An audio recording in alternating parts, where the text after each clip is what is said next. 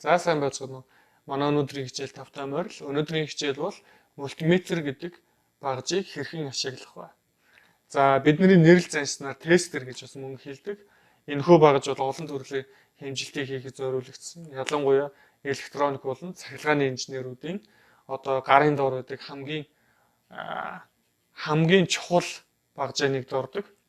За энэ багжийг зөвхөн одоо цахилгааны инженерүүд, электроник хүмүүс хэрэглэхээс гадна бидний амьдрал дээр жирийн одоо хүмүүс хэрэглэх шаардлага маш их гарч ирдэг.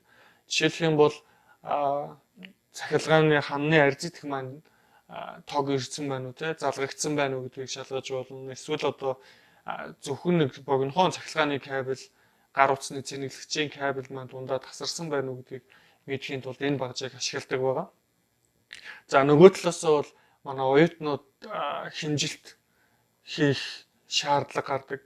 Аливаа лабораторийн туршилт хэмжээл цахилгааны одоо холболт хүчтэл гүйдлийг хэмжих шаардлага маш их гардаг. За энэ тохиолдолд бол хамгийн энгийн гарын доор ашиглаж болдог багж бол мультиметр гэдэг багж байгаа.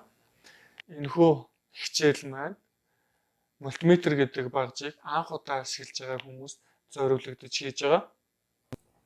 За би энд 3 өөр төрлийн 3 мультиметр сонгож авсан байгаа. За эдгээр нь бол хоорондоо үнийн хувьд чанар мөн одоо хэмжих хязгаарын хувьд бол нэлээд өөр ялгаатай ийм 3 өөр мультиметрийг хэмжиж авсан байгаа. Тэгэхээр би энэ дээр одоо та бүхэнд хэмжилт хийхийг хэрхэн хийхийг харьцуулаад за мөн энэ эдгээр дээр одоо ямар ялгаа байгааг нь бас бүгдээрээ хамтдаа хараад ингээд хийе. За хамгийн ихэнд бол мультиметр гэдэг багж ерөөсөө л юм ганцхан хайрцаг шиг юм багж байдаг. За мэдээж дэлгэцтэй энэ бол хэмжилтийн утгуудыг хардаг. Энэ хөдөлгцэн дээр за мөн тохиргоо хийдэг юм одоо иргэдэг юм точлууруудтай байна. За ер нь бол ихэнх мультиметр ийм одоо стил гэх юм уу загвартай байдаг тийм ээ. За энэ ч мөн адилхан. Тэгэхээр энэхүү одоо эргүүлэх эргэвчийг эргүүлж бид нэр ямар хэм төрлийн хэмжилт хийх гэж байгаа вэ гэдгээ өөрсдөө тохируулж өгдөг эргэвч. Дэлгэц. За дээр нь бол ийм холболтын оролтын одоо холболтын нүхнүүдтэй. За энийг бол энд бол шүүб буюу одоо англиар бол probe гэж нэрлэв. Ийм зүйлийг холбодог байгаа. За эдгээр нь бол жишээлбэл нэг мультиметрт бол заавал 2 байх ёстой. 2 байх ёстой. Хэвчлэн ийм хар улан улаан гэсэн ийм хоёрынгийн утастай. За тэгэхээр энэ шүүбийг ашиглаж одоо эдгээр нүхнүүдэд суулгаад тэгээд хэмжилтийг хийдэг байгаа. Ер нь бол энэ багаж маань өөрөө шүүбтэйгээ цуг ингэж хамт ирнэ. Худалдаж авсан тохиолдолд. За тэгэхээр оролтын хувьд л ерөнхийдөө ойролцоо стандарттай. За ингэж холбогдож орно. За ямар хэмжилт хийх гэж байгаагаас хамаарат аль одоо нөхрөө холбох вэ гэдгээ бид нэр өөрсдөө сонгох шаардлагатай гэсэн үг. За тэгвэл эхлээд багжийнхаа тухай жоохон сонирхъя. Багж маань өөрөө ямар нэгэн цахилгаанд холбогдохгүйгээр ажилладаг. Тэгэхээр өөрөө батарейтай гэсэн үг. За жишээлбэл энэ багж бол хамгийн хямдхандаа тооцогдох мультиметр. Дэлгүүрт ер нь бол нэг 10-20 мянган төгрөгийн үнэтэй авч болно. Тэгэхээр энэ бол юу гэсэн байна вэ гэхээр 9 вольтын нэг батарейгаар ажилладаг гэж бичсэн байна. За мөн гал хамгаалагч нь 250 мА амперийн гал хамгаалагчтай 250 вольтыг хэмжих хязгаартай ийм гал хамгаалагчтай. За ингээд цахилгаан электрик шок буюу одоо цахилгаан зохиолохоос болгоомжлох ёстой гэсэн сэрэмжлүүлэг байна. За энэ мультиметрийн хувьд бол энэ мультиметрээс арай үнэтэй ордог. За 30-40 мянган төгрөгийн үнэтэй байна уу да. Гадуураа юм зөөлөвч хамгаалттай. За мөн энд бол 3А-тай 1.5 вольтын 2 батарейгаар ажилладаг гэсэн байна. За энэ доор бол батарей байх нь. Хэрвээ батарей суусан бол бид нэр энэ волтыг аваад батарейг эсвэл чинэ гэсэн. За ингээд авах юм бол за энэ бол бас юм тогтоогчтой. Ингээд босоогоор нь байрлуулж болно. Босоогоор нь байрлуулж болдог. За ийм гаднаас нь харах юм бол иймэрхүү байна. За ингээд зөөлөвч хамгаалтыг хий чинь энд бол шүүбийг байрлуулдаг. Одоо хоёр хатгагч зүг гэх юм уу те. За эндээс бас үлгэж болдог ийм мультиметр байна. За энэ мультиметрийн хувьд бол Tektronix DMM912 True RMS гэсэн ийм брендийн мультиметр. Ер нь бол Tektronix гэдэг ийм нэлээд үнэтэй брендийн мультиметр гэж хэлж болно. За энэ бол хамгийн нэгдүгээр мэдээж хамгаалалт гэдэг юм уу юу талаасаа бол нэлээд өндөр. Сайн. За хоёрдугаарт бол наривчлал өндөртэй хэмжигддэг. За батарейгийн солихын тулд мэдээж энэ болтуудыг авч солих юм байна. За энэ яг энэ мультиметрийн хувьд бол нэлээд удаан эдлэгдсэн зарим болт нь байхгүй болсон явж байна. За мөн одоо батарейгаар ажиллана. Энд бол хэдэн вольтын батарейгаар ажиллах тухай бичсэн байх ёстой. За харъя. 9 вольтын батарейгаар ажиллана гэж бичсэн байна. За гал хамгаалагчтай, хоёр гал хамгаалагчтай юм байна. Нэг нь 1 амперын, нэг нь болохоор 15 амперын гал хамгаалагчтай. За ийм одоо мультиметр байна. За энэ мультиметрийг бол ер нь бол мэрэгжлийн хүмүүс ихэвчлэн ашигладаг. Удаан эдлэгээтэй, найдвартай гэж үздэг. Дээр нь бол одоо энэ тохиргоо зарим одоо үзүүлэлтүүд нь илүү ийм боломжтой. За тэрийг бол явцын дунд бид нэр тайлбарлаж яхад гараад ирнэ. Яагаад илүү байгаа гэх. За тэгэхээр мультиметрийн probe буюу энэ шүүбэн дээр бид нэр анханасаа бас анхаарах хэрэгтэй. Өөрөөр хэлбэл энэ шүүбэн маань хэдэн вольтын хүчтэйг хэмжиж чаддаг юм бэ? Хэдэн хэр одоо өндөр хүчтэйг хэмжиж чадах вэ гэдэг нь бас гарна. За энэний хувьд бол 1000 вольт гэж бичсэн байна. Тэгэхээр энэ шүүбээр бол хамгийн өндөртөө 1000 вольтын хүчтэйг хэмжинэ. За гүйдэл гэдэг нэг ойлголт байгаа. За гүйдлийн хувьд бол энэ бол мэдээж 1000 ампер ч гэдэг юм гүйдлийг хэмжиж чадахгүй. За гүйдэл бол ихэвчлэн хэмжих хязгаараар мультиметрийн өөрийнх нь хэмжих хязгаараар хязгаарлагддаг. Мэдээж тэр гүйдлийг даах хэмжээний байх ёстой. За зарим тохиолдолд бол энэ муу гэх юм одоо хямдхан мультиметрүүд бол тэрийг даахгүй байх тийм магадлалтай. Тэгэхээр энэ Tektronix-ийн энэ одоо шүүбэн дээр гэх юм бол жишээлбэл категори 3, категори 4 гэсэн юм хоёр ангиллын 1000 болон 600 вольтыг хэмжих хязгаартай. За 20 ампер хүртэл хэмжиж чаддаг ийм шүүб байна. За тэгэхээр бид нэр бас хэмжилт хийхдээ зөвхөн мультиметр харахаас гадна шүүб маань бас хэр өндөр хүчтэйг хэмжиж чадах вэ гэдэг ийм хязгаар өгөгднө гэсэн үг. За тэгэхээр мультиметрийн шүүбийг холбохдоо мэдээж энэ оролтонд тухайн оролтонд одоо ямар тэмдэглэгэнд харгалзаж байна гэдгийг маш анхаарах хэрэгтэй. За энэ мультиметрийн хувьд бол хамгийн ихний тэмдэглэгээ бол 10 ADC гэсэн юм юун дээр таарсан байна. Бичгээр энэ бол юу гэсэн үг вэ гэхээр 10 амперын хязгаартай DC буюу тогтмол гүйдэл дээр таарсан гэсэн үг. За дараагийнх нь бол ийм олон тэмдэглэгээ байна. Энэ бол юу гэсэн үг вэ? Вольт, ом, тэгээ миллиампер буюу хүчтэл эсэргүүцэл гүйдлийг хэмжихэд ийшээ холбох юм байна. За энэ бол яаж яах вэ гэхээр ком гэдэг холболт орсон байна.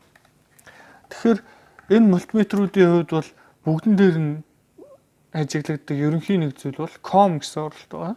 Энэ мультиметр дээр бол жишээлбэл ком гэдэг оролтыг хар одоо ганцаараа хар өнгөтэй энд нь бүр цагаанаар бичсэн тийм ээ. Бусд нь улаан байгаа. Энэ бол ком гэсэн юм тийм ээ. Нөгөө мультиметр дээр нь бас мөн адилхан ком гэж байна. Тэгэхээр ком гэдэг нь юу гэсэн үг вэ гэхээр common буюу манай тохиолдолд газар за бид нэр ойлгохдоо хасах гэж ойлгож болно. Өөрөөр хэлбэл энэхүү хар шүүбийг ком гэдэгт нь холбох хэрэгтэй гэсэн үг. За тэгвэл бид нэр ямар ч мультиметр авсан шүүбийг холбохдоо эхлээд хар шүүбийг нь ком руу холбох хэрэгтэй гэсэн үг байна. За дараа нь улаан шүүбийг мэдээж комын үлдсэн нөгөө хоёр руу нь холбох хэрэгтэй. За энэ юу мультиметрт бол за би комыг холбочих. Энэ мультиметрийн хувьд бол улаан шүүбийг бид нэр энэ гурван сонголтын алинд нь ч холбож болно гэсэн үг. Гэхдээ юу хэмжигч байгаас хамаарат тухайн тэр цэг рүү холбоно. За жишээлбэл гүйдэл хэмжигч байгаа бол ийшээ тийм ээ. А гэсэн нь бол ампер гэсэн үг. За 10 амперийн буюу өндөр одоо гүйдэл хэмжигч байгаа бол энийг сонгоно. За микроампер, миллиампер буюу маш бага гүйдлийг хэмжигч байгаа бол энийг сонгоно. За энд бол хүчтэл ом, за тэгээд конденсаторын багтаа хэмж энийг хэмжиж болох нь байна. За энэ мультиметрийн хувьд бол 10 ампер буюу макс гээд одоо хамгийн өндөр гүйдлийг хэмжиж байгаа бол энд холбоно. За ком бол мэдээж хар залгуур холбогдно. За энд бол яасан бэ гэхээр үлдсэн бараг бүх хэмжилтийг ийшээ холбож хийнэ гэж байна. Хүчтэл, гүйдэл, миллиампер, микроампер буюу бага гүйдлүүд. За дээр нь эсэргүүцэл. За тэгээд дуут дохио мөн диод гэсэн тэмдэглэгээ байна. За энэ мультиметрийн хувьд бол энд бол хүчтэл за тэгээд эсэргүүцэл миллиампер. За тэгтээ энд мэдээж хязгааруудыг нь тавьж өгсөн байна. Энийг маш сайн харах хэрэгтэй. За энд бол тогтмол гүйдлийг хэмжиж болно гэсэн байгаа. За ингэж холбодог байгаа. За тэгэхээр одоо би хүчтлийг хэмжиж байгаа учраас хүчтлийг хэмжих V хэсэгтэй хүчтлийн оролт руу улаан холболтой холбоно. За энэ мультиметрийн хувьд бол хүчтлийг хэмжиж байгаа учраас V гэсэн энэ холболт руу холбож өгнө. Тэгэхээр мультиметрийг ашиглаагүй байхдаа заавал унтраа. Жишээлбэл энэ мультиметрийг. Гэтэл зарим мультиметр бол өөрөө автоматар унтардаг байгаа. За энэ мультиметрийн хувьд бол жишээлбэл APO гэдэг нь болохоор автоматар power off буюу автоматар ингээд тавьчих юм бол тодорхой хугацааны дараа өөрөө унтарна гэсэн. За энэ бол батарейны хэмнэлттэй байх нь энээс нэг үзүүлэлт дээр илүү байна гэсэн үг тийм ээ. За тэгэхээр амьдрал дээр одоо бидний хамгийн их хэрэгэлдэг одоо хэрэглээ мультиметрийн хэрэглээ мэдээж хүчтэл хэмжин аливаа цахилгаан хэлхэн дээр тий ямар нэгэн хүчтэл холбогдсон байна уу үгүй байна уу. За жишээлбэл батарейны хувьд хүчтэл нь одоо батарей суусан байна уу гэдгийг ч юм уу хэмжиж чаддаг. Тэгэхээр би эхний туршилтаа хийхэд бол энэ 9 вольтын батарейн дээр бүгдээрээ хүчтлийг нь хэмжиж үзье. За тэгэхээр энэ шинэ батарейны хувьд ерөн шинэ 9 вольтын батарей маань хэр өндөр хүчтэлтэй ямар байдаг юм бэ гэдгийг харъя. За ямар ч байсан задлалчлаа GP-гийн ультра алкалин 9 вольт гэсэн ийм батарей. Тэгэхээр энэ батарей маань одоо 9 байх ёстой тийм ээ. 9 вольтын л гэж өгсөн юм чинь. Тэгэхээр за 9 вольтын байна уу гэдгийг эхлээд энэ хамгийн хямдхан мультиметрээр хэмжиж үзье. Тэгэхээр за 9 вольтын хүчтлийг хэмжинэ гэж харах юм бол хамгийн ихэнд бид нэр хүчтэл хэмждэг тохиргоон дээр тавих хэрэгтэй энийг. Хүчтэл хэмждэг тохиргоо бол бид нэр хүчтлийг V хэсгээр тэмдэглэдэг. V хэсгээр. За V гэдэг энэ долгионтойгоор тэмдэглэсэн бол энэ хувьсгал хүчтлийг хэмжинэ гэсэн үг. За хувьсгал хүчтэл гэхээр одоо бидний мэддэг хамны арзитгний хүчтэл гэсэн үг. Туйл нь байнга солигдож ирдэг. За энэ бол тогтмол хүчтэл. Өөрөөр хэлбэл батарейны хүчтэл гэсэн үг. Шулуун зураас тэгээд тасархай 3 цэг байна тийм ээ доор нь. За энэ бол туйлын солигддгүү байнга одоо тогтмол байж идэг. Нэг талынх нь цэг дээрээ нэмэх нөгөө талдаа хасах гэж байж идэг. Батарейтай адилхан тийм хүчтлийг хэмждэг гэсэн үг. За тэгэхээр бид нэр батарей хэмжиж байгаа учраас тогтмол хүчтлийн тал руу эргүүлье. За тогтмол хүчтэл рүү эргүүлчлээ. За эхний ээлжинд шууд одоо хэмжснээрээ би одоо дугрын энэ хоёр шүүбийн үзүүрийг дугрын хоёр цэг дээр нь барья. За тэгэхээр 009 гэж харагдаж байна тийм ээ. 9. За энэ бол 9 вольтыг хэлж байна гэж ойлгож байна. За тэгвэл энд ийм олон байгаа нь олон одоо хуваар байна шүү дээ тийм ээ 1000. За тэгвэл 200 дээр тавиад үзье. 200 дээр тавиад үзвэл энэ таслал урагшаа гарч ирж байгааг харж болно. За 20 дээр тавих юм бол яаж вэ? Дахиад нэг орноор урагшаа шилжиж байна. 2000 жижиг юм хэсэг мил гэсэн үг тийм ээ. Энэ дээр тавих юм бол цэг нь байхгүй болчих. За тэгвэл 200 дээр тавиад хэмжээд үзье. За тэгсэн чинь манай хүчтэл маань 9.5 вольт, 9.6 гэж гарч ирж байна. Өөрөөр хэлбэл энэ наривчлалыг нэг орноор илүү сайн хэмжиж байна тийм ээ 1000 дээр тавьснаас. Тэгэхээр энд байгаа энэ цэгүүд бол юу вэ гэхээр наривчлал мөн хэмжих энэ дэлгэцэнд харуулах хүчтлийн багтах хязгаар гэж бас хэлж болно. За тэгвэл 20 дээр тавьчих. 20 дээр тавих юм бол таслалын орон маань энэ төрлөө өөрөөр хэлбэл энэ дэлгэцэнд бид нар 20 вольт хүртэлх хүчтлийн утгыг харуулж чадна гэсэн. За ингээд 20 дээр тавилаа. Тэгэхээр 963 гээд илүү наривчлалтай сайн харуулж байна тийм ээ. За тэгэхээр 20 гэдэг маань юу гэсэн үг вэ гэхээр хэрвээ бид нар 21 вольтыг хэмжиж байгаа бол 20 дээр тавьж байгаад 21 вольтыг хэмжих юм бол яах вэ? Хэмжих хязгаар маань илүү гарчиж байгаа учраас энэ дээр бид нар утгаа гаргаж чадахгүй гэсэн. За тэгвэл 200 мил 2000 мил буюу 2 вольт. 2 вольтын хүчтлийн хязгаар дээр тавилаа. За энийг мил вольтоор харуулах юм байна. За ингээ хэмжиж.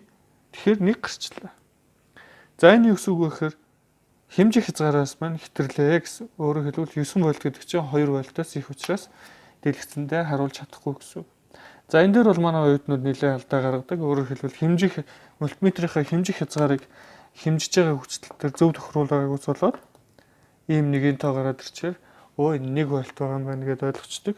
За гэтэл 1 вольт бол ямар байх ёстой вэ гэхээр хамгийн арын ч юм уу цифр дээр 1 гэдэг ингэж гарч ирэх ёстой тийм ээ. Гэхдээ ямар одоо хязгаар дээр тавьснаас хамаарат.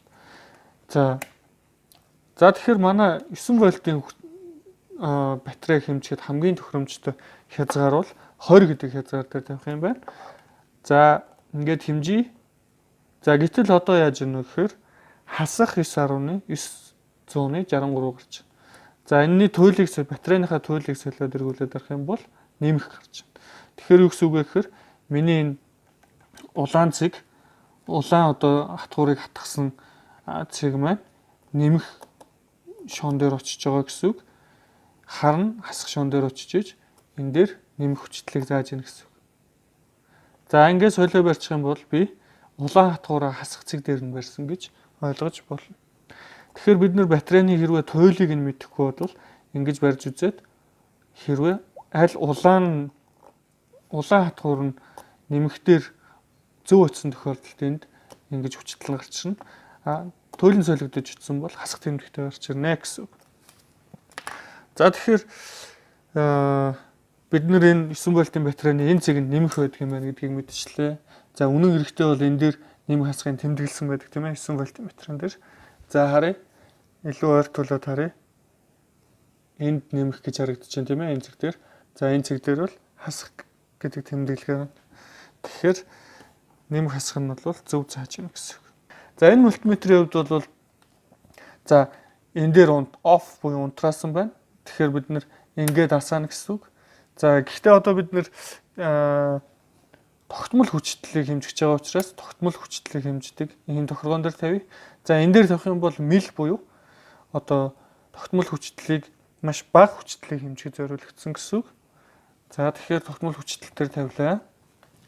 За тэгээ нөгөө 9 вольтын батарейгаа энэ юугаар хэмжиж мультиметрээр хэмжиж.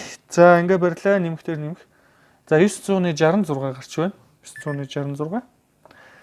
За мөн дуут тохио өгж байна. За энэ гурвын хооронд нэг ялгаа байгаа. Том ялгаа байгаа. Тэрний юу гэхээр энэ мультиметрийн хувьд бол зөвхөн тогтмол хүчтэл дээр тавиал хязгаар ямар нэгэн наривчлал тохируулж өгөх шаардлагагүй. За тэр наривчлалыг энэ мультиметр яаж хийж байгаа гэхээр өөрөө автоматар тохируулдаг гэсэн үг. За харин энэ мультиметрийн хувьд шалгаад үзье. За би энэ мультиметр арай өөр шүүв биш юм туршилтад хэрэгэлдэг залгуур утас хол бий. За зарим тохиолдолд ийм залгуур утасаар хэмжилт хийхэд амар байдаг. За зарим тохиолдолд бол мэдээж хэцүү. За common гэдгийг бол хар залгуур гэж ойлгоно.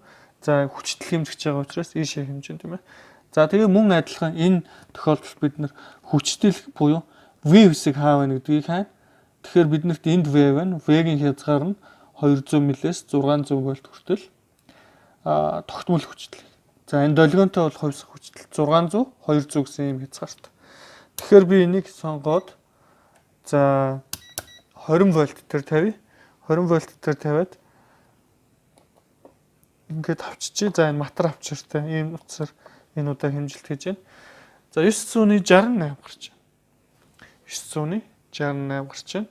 Арай өөр харагдаж байна тийм ээ. 968 вольт. За энэ хязгаарыг өөрчлөөд үзье. 200 дээр тавья. Тэгвэл яг 9.6 өөрөөр хэлбэл наривчлал нь багасаад энэ дэлгэцэн дээр 200 вольт хүртэлх утгыг харуулж чаддаг болж байна гэсэн үг. За ингээ багасгачих юм бол мэдээж 200 мВ-ийг хамгийн ихтэй харуулах учраас дэлгэцэнд багтахгүй. За энэ дээр мөн адилхан тийм ээ. Ягаад гэвэл 9 вольтыг хэмжиж байгаа. Тэгэхээр манай тохиолдолд хамгийн тохиромжтой оролт бол тохиргоо бол 20 вольтын тогтмолтоор хэмжинэ гэсэн үг. За ингээд тогтмол хүчтэйг хэмжлээ. За тэгэхээр тогтмол хүчтэй гэхээр зөвхөн одоо 9 вольтын батарей биш маш олон батарей байж болно. Бидний гар утасны цэнэглэгч гаралтууд байж болно. Гэх мэтчлэн тий олон зүйлийг бас хэмжиж болно. Тэгвэл дараагийн хэмжилт маань хувьсах хүчтэй. Өөрөөр хэлбэл одоо цахилгааны нар зэтгэн дотор зэтгэн дээр маань хүчтэлтэй байна уу те 220 залгагдсан байна уу эвдэрсэн байна уу ийм асуудлууд нэлээд гарч ирдэг. За тэгэхээр энийг хэмжээд үзье. Тэгэхээр хэмжихийн тулд мэдээж энэ бол ханны арзитах буюу 220 вольтын тогтмол хүчтэй ирдэг учраас бид нэр энийг хувьсах хүчтэйгээр тааруулах ёстой. За 200 дээр тавих юм бол тэгэхээр энэ 220 гэсэн тийм ээ. Тэгэхээр 200 дээр тавих юм бол манай мэдээж хязгаар багтахгүй учраас бид нар 750 дээр тавина. За 750 дээр тавиад хэмжилтийг хийн. За мэдээж 220 гэдэг бол 5 вольттай харьцангуй нэлээд өндөр хүчтэй тийм ээ. Болгоомжтой байхгүй болохгүй. Өөрсдөө тогон цохиулахаас зайлсхий болгоомжтой ажиллах ёстой. За энэ одоо арзитгийн яг энэ хоёр шуун дээр нь хүчтэй байна уугүй юу гэдгийг би хэмжээ ингийн тулд болгоомжтой оруулаад контакт дээр нь байрлуулъя. За 239-с 240 вольтын хүчтэй ирж байна. Тэгэхээр бол энд бол тогтоо байна гэсэн үг тийм ээ. Тэгэхээр тогтоо байхаас гадна хэдэн вольт ирж байна вэ гэдгийг бид нэр ингэж хэмжиж чадаж байна. За 200 дээр тавиад хэмжих гээд үзье. Мэдээж хязгаар нь 200 учраас энэний хэмжих хязгаарт нь багтахгүй тийм ээ. Тийм учраас бүхэл нэгэнтээ гарч ирж байна. За тэгвэл за энийг би арай өөрөөр энэ мультиметрийн шүүбийг ийшээ хий. Тэгээд хувьсах хүчлээ хэмжиж. За комыг бол үргэлжлэл ком руу залгана. За хувьсах хүчлийг хэмжиж. Энд бол зөвхөн А буюу зөвхөн гүйдэл хэмжин. Тэгэхээр хүчтэл нь бол энд байна тийм ээ. Вольт, миллиампер гэдэг. За ийшээ холболоо. За дараа нь яах ёстой вэ? Бид нэр хувьсах хүчтэл дээр буюу энэ тохиргоон дээр тавина. Энэ тохиргоон дээр. Тэгэхээр энэ хувьсах хүчтлийн тохиргоог за дэлгэц маань ингээд тааруулаад 600 вольт дээр тавьчих. Мөн адилхан 200 вольт дээр тавьчвал энэ 200 вольтоос их байгаа учраас тийм ээ. За энэ мультиметрээр хэмжилт хийлээ. 222 вольт. За дээр нь урд нь AC гэсэн тэмдэглэгээ гарч ирж байгааг харж болно.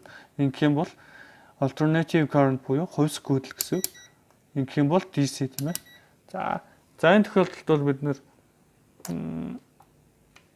энэ арзитгэн дээр 223 вольтын хүчтэй байгааг харж болно. Тэгэхээр хүчтлийн төвшний хувьд энэ арай өндөр харуулж байна тийм ээ.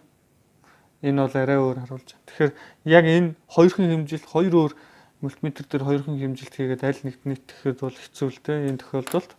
Тэгэхээр илүү сайн мэдрэмжтэй өөр мультиметрийг ашиглаж одоо нарийн хилийг гэх юм бол тэгэх шаардлагатай. Ер нь бол амьдрал дээр энэ альзитгэний хүчтэй бол 230 240 болох тохиолдол бол байдаг аа. За ингээд хувьсах хүчлийг хэмжлээ. Буцаагаа дээш нь тавья. За тэгэхээр энэ Tektronix-ийн мультиметрийн хувьд хувьсах хүчлийг хэмжиж үзье. За мэдээж com гэдэгт бол хүргэлж энэ хар залгуурыг залгана. Энэ бол одоо тогтсон стандарт гэж ойлгож болно. За харин хүчлийг хэмжиж байгаа учраас энэ залгуур залгана тийм ээ. За энд бол зөвхөн миллиампер, микроампер, энд бол зөвхөн ампер. Тэгэхээр гүйдлийг хэмжиж байгаа тохиолдолд зөвхөн энийг, бусад үед энэ хоёрыг ашиглана гэсэн. За манай тохиолдолд бид нэр яах ёстой вэ? Хувьсах хүчлийг хэмжих ёстой. За тэгэхээр бол хувьсах хүчтэй дээр тавигдлаа. За мөн хувьсах хүчлийг за одоо хэд заахыг харъя.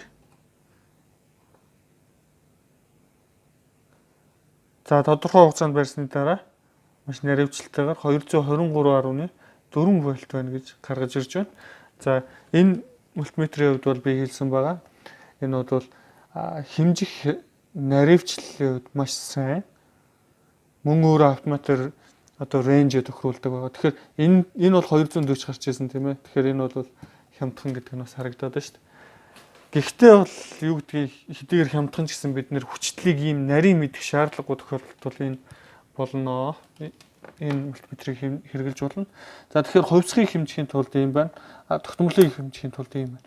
За энэ мультиметрийн хувьд бол зөвхөн бид нэр энэ сонголтоо зөв хийгээд өгчих юм бол болчих чинь тийм ээ. За энэ мультиметрийн хувьд бол энэ хоёр бол ер нь хоорондоо зарчмын хувьд бол маш адилхан ойролцоо яг эргүүлээд тодорхой хязгаар дээр нь тавьж өгнө. За энэ бол зарчмын хувьд нэлээд ялгаатай. Энэ мультиметрийн хувьд бол илүү юм нарийн тохиргоонуудыг бас бид нэр хийж өгч болно. За гэхдээ энэ хичээл дээр бол хамгийн одоо чухал гэсэн тохиргоонуудыг хийн. Мэдээж энэний нарийн тохиргоонуудыг хийхин тулд тухайн мультиметрийн зааврыг харах ёстой. За хамгийн одоо бидний мэдэх ёстой зүйл бол энэ range гэдэг зүйлийг бид нэр тохируулж өгч болно. За энд таслалын цэг хэрхэн шилжиж хөдөлж байгааг харж болно тийм ээ. Тэгэхээр энэ бол ингээд бид нэр range-ийг нөгөө энэ дээр эргүүлж тохируулдагтай адилхан range-ийг тохируулж өгч байна. Үгүй бол яах ёстой вэ гэхээр үгүй бол бид нэр aft range гэдэг тохиргоон дээр тавьж өгч болно. За aft range гэдэг тохиргоо удаан дарах юм бол энд aft гэдээ гараад ирж байна. Тэгэхээр удаан дараад aft гэдэг дээр нь тавиад хэмжилт хийх юм бол энэ мультиметрийн хувьд бол биднэрт маш энгийн амархан байна гэсэн үг тийм ээ. За ингээд унтраач. За дараагийн бидний хэмжих зүйл бол эсэргүүцэл гэдэг хэмжигт хүн.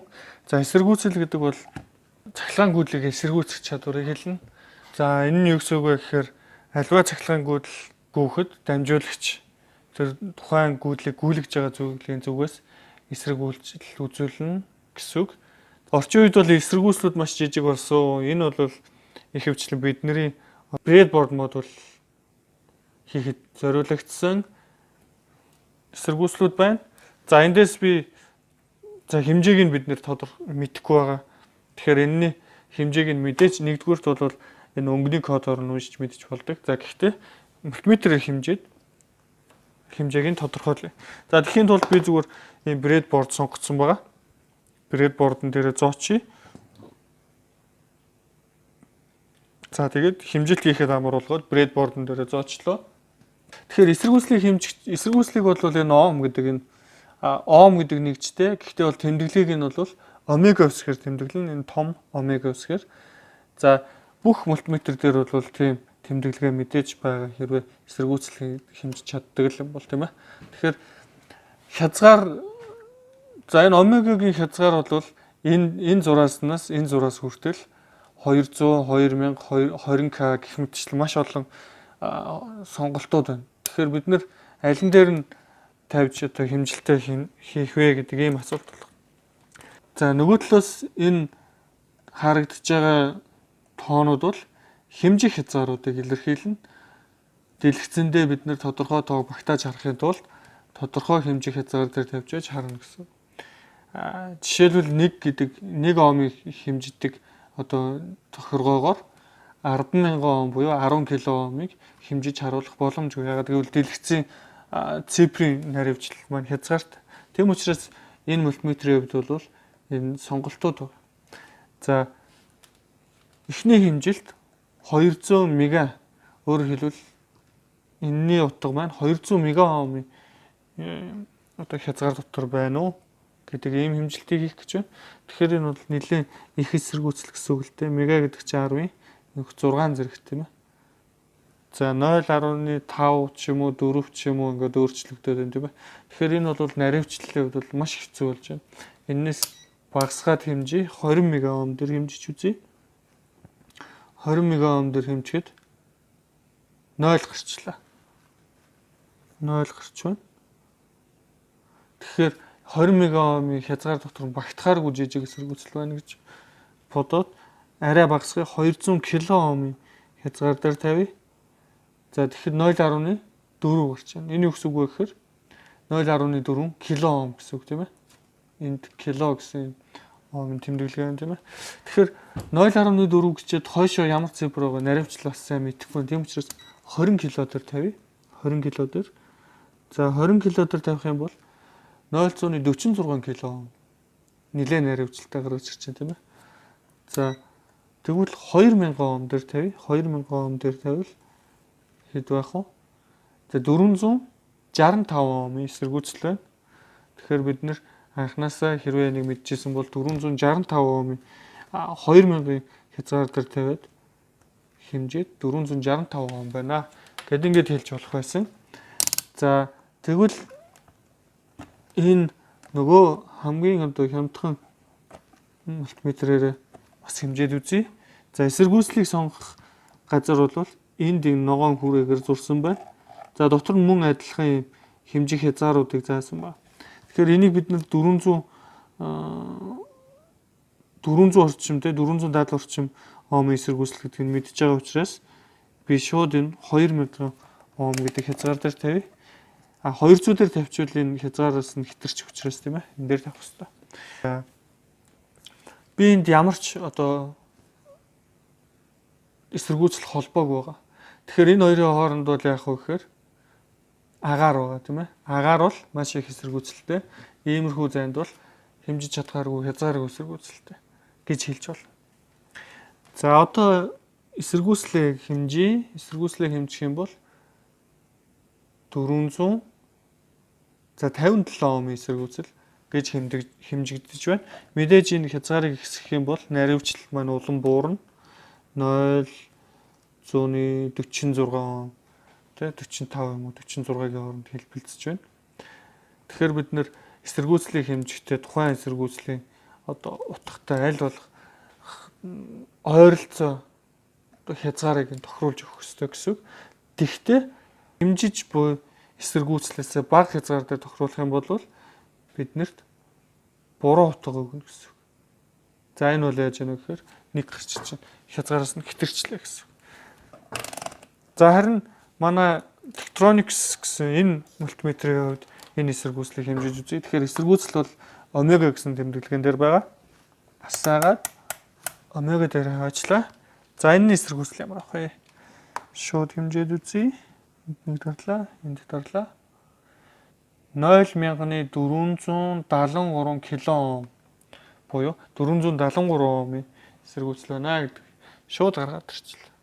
За ийм л бат. За энэ мультиметрийн хувьд бол маш амар тийм ээ. Шууд ямар нэг хязгаар сонгохгүй зөвхөн тухайн хэмжигт хүнээ сонгоод би эсэргүүцэл хэмжнэ гэдгийг сонгоод ингээд болчих болж байгаа. За тэгэхээр эсэргүүцэл гэдэг бол альва ямар нэгэн материал бол тэр тухайн цахилгаан гүйдлийг дамжуулах материалын шин чанараас хамаарсан тийм эсэргүүцэл байж л таарна гэсэн үг. Гэхдээ тэр нь маш их эсвэл маш бага бас байхыг үгүйсгэхгүй. Тийм учраас бид нэр эсэргүүцлийг хэмжих хязгаарыг маш хол өөрчилдөг байгаа. За жишээлбэл энэ мультиметрээр хооронд нь энэ хоёр одоо шүүбнийх нь үзүүрийг хооронд нь шууд холбоё. Тэгвэл одоо хэдэн омын эсэргүүцэлтэй байна. Гэдгийг бас мэдэж болно тийм ээ.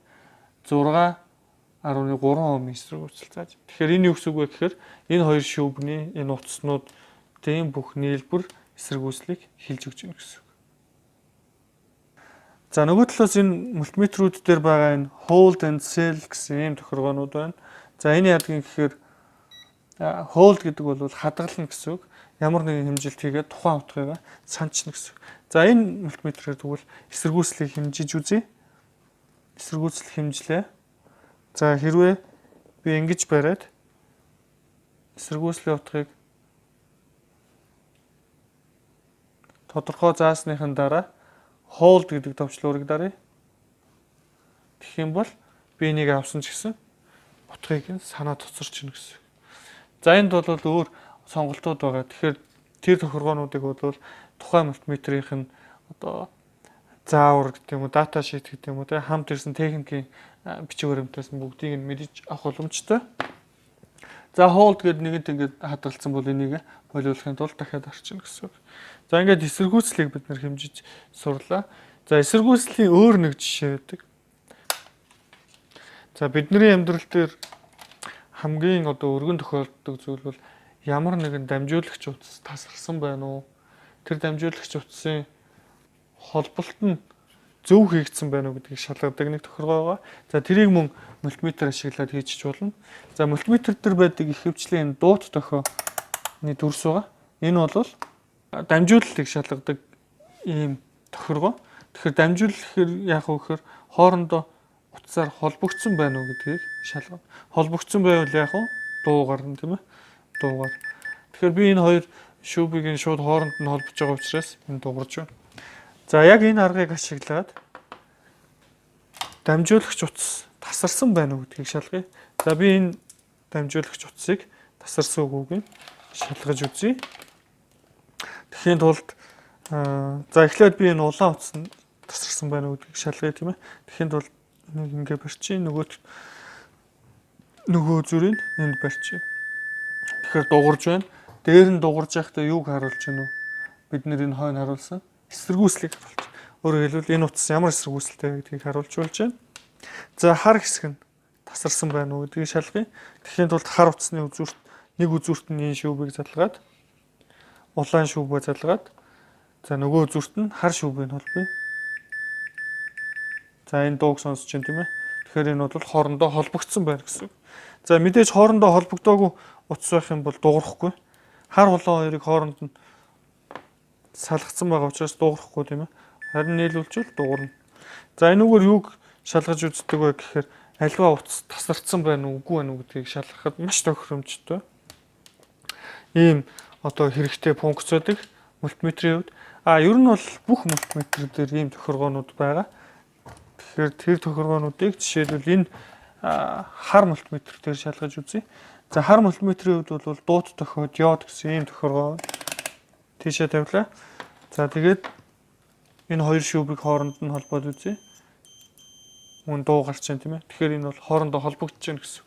За би энэ дээр маш энгийн арай өөр жишээ. Жишээлбэл энэ төмөр шугамыг энэ функцийг хэмжиж үзүүлэхийн тулд би энэ төмөр шугамыг хэмжиж үзье.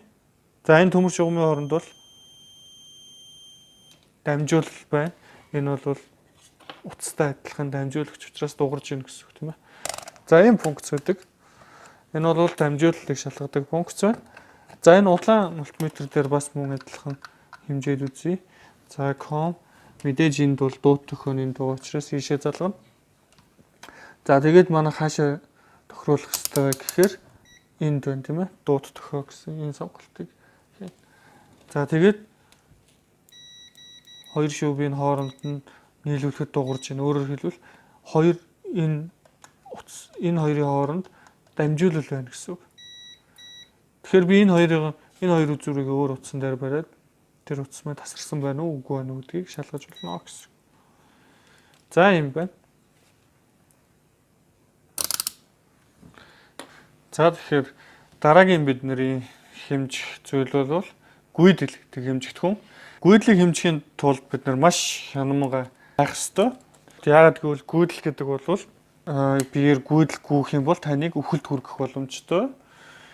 За хүн бол маш бага хэмжээний гүйдэл биеэр нь гүйснээс болж үхэлд хүрэх боломжтой байдаг. Тэгэхээр хүнийг алдаг зүйл бол гүйдэл гэсэн.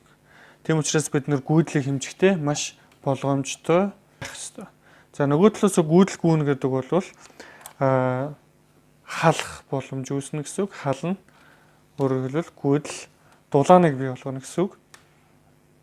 За тийм учраас гал гарах, шатах аюул бас гарч ирж болно.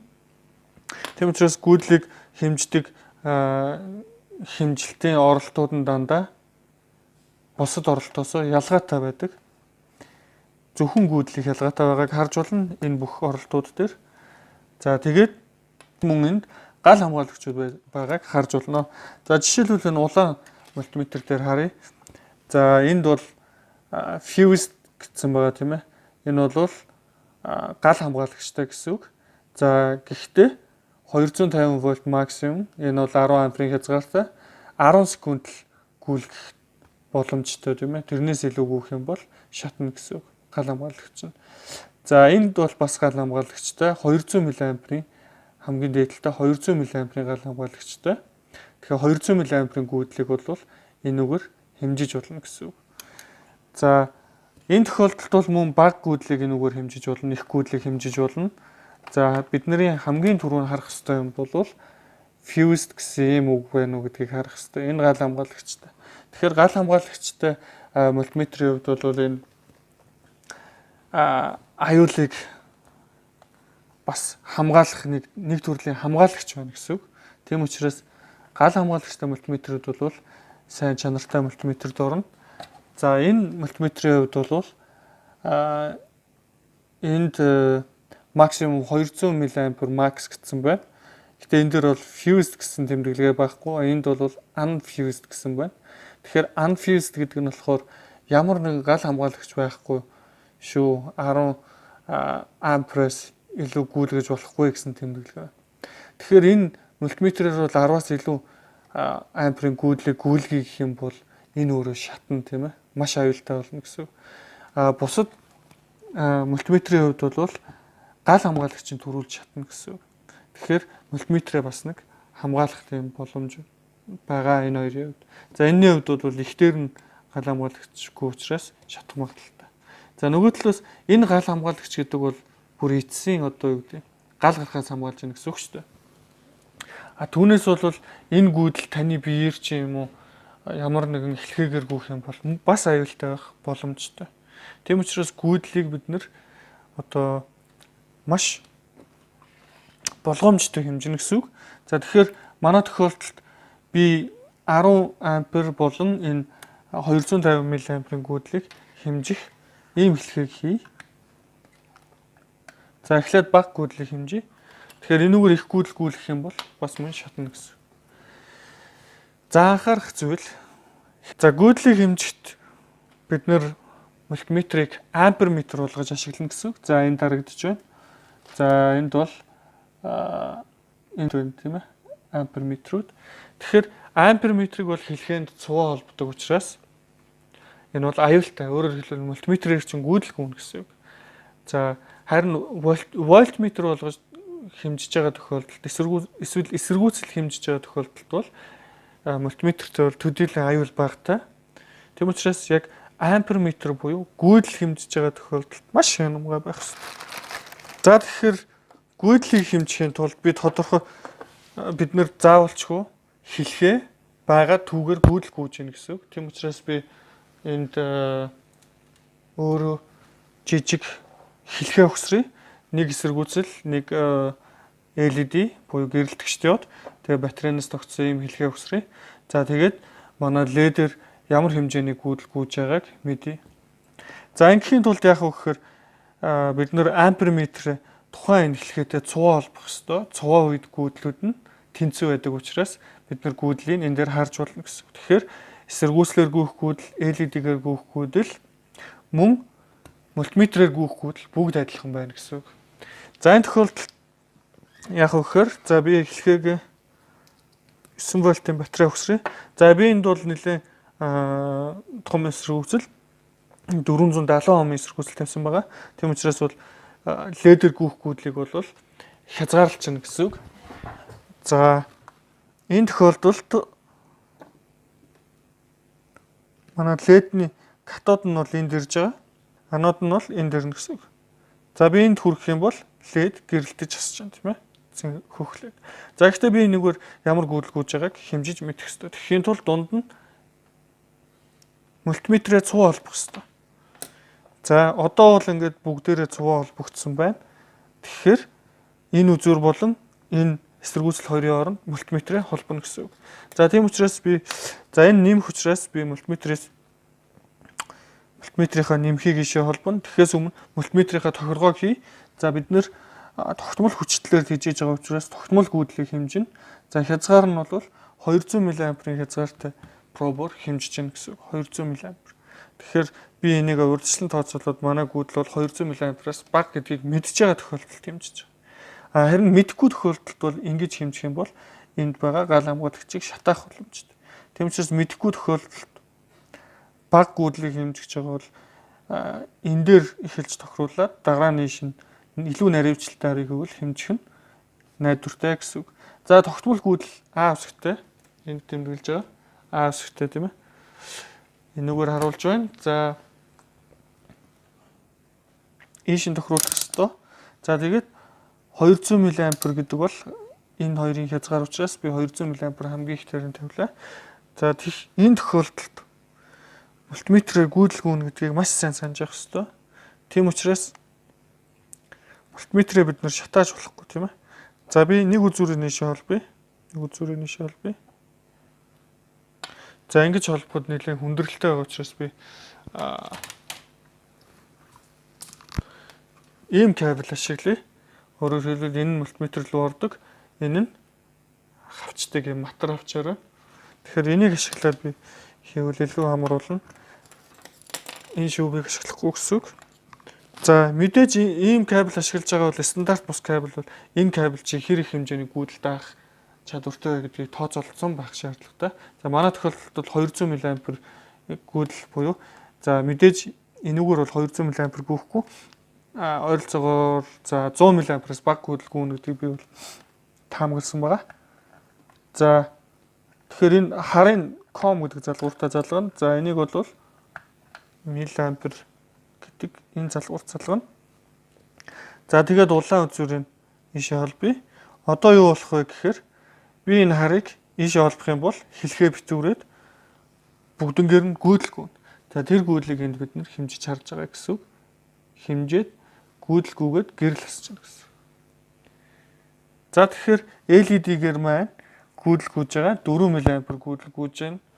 За энэ 4 мА бол мультиметрээр ч гүйж байна, бүгднгээр нь гүйж байгаа гэсэн үг тийм ээ. За 4.5 болж илүү наривчлалтай хэмжээг бол би 20 вольт руу залгая.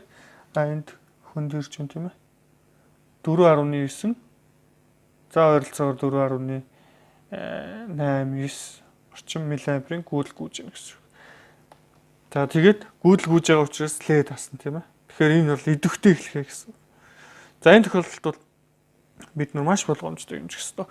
Ялангуяа том одоо их хэмжээний гүйдлийг хэмжиж байгаа тохиолдолд. За энэ мультиметрийн хувьд гүйдлийг ингэж хэмжиж болж байна. За энэ мультиметрийн хувьд бол мөн адилхан 200 мА максыг бол ком гэдэгт үргэлж харыг залгана тийм ээ. За энийг бол залгах юм бол хэлхээ битүүр. Яг тэгвэл би энд залгацсан байгаа учраас за ингээд холбоод үзье. Гэхдээ бид нэр тэхээс өмнө мультиметрээ тохируулах ёстой.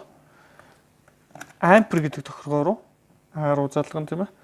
Гэхдээ энэ хойно мю үсэг байх юм бол микро.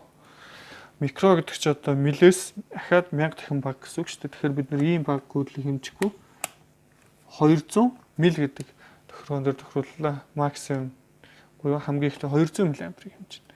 За тэгээд би энийг залгалаа. За гүйдэлгүйгээд гэрэл хасж байна. Энд бид нэр гүйдлийн заалтыг харж байна. Яг ампер метрийг цуваа холбодог гэсэн. За энэ тохиолдолд нэг зүйл байна. Бид нэр энийг биш энэ одоо оролтыг 10 ампер гэдэг оролтыг ашиглаж болох уу гэж болно. Ягаад гэвэл тэртээ баг гүйдэл гүйж байгаа учраас. За тэгвэл 10 ампер гэдэг тохиргоо руу тавилаа. Ийшээ холболоо.